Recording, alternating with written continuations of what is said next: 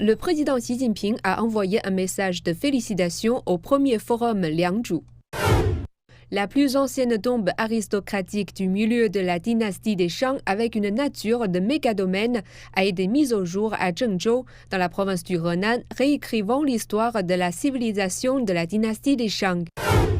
D'importantes reliques datant du néolithique jusqu'aux périodes des Xia et des Shang ont été mises au jour sur le site de Yanshanzhai dans la province du Guangdong, révélant les progrès de la civilisation dans la région de Lingnan. 2 épaves de navires de la dynastie des Ming ont été découvertes à environ 1500 mètres de profondeur en mer de Chine méridionale, marquant un nouveau chapitre dans l'archéologie chinoise en eau profonde. Près de 20 000 objets datant de 50 000 à 15 000 ans ont été mis au jour dans les sites de Relongdadong de la province du Jilin, apportant des preuves de l'évolution des hommes anciens en Asie du Nord-Est.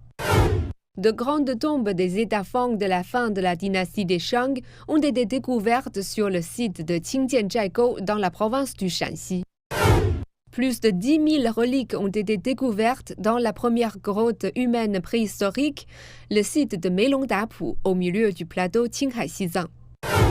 Un complexe architectural rituel à grande échelle de la dynastie des Qin a été découvert dans la province du Gansu.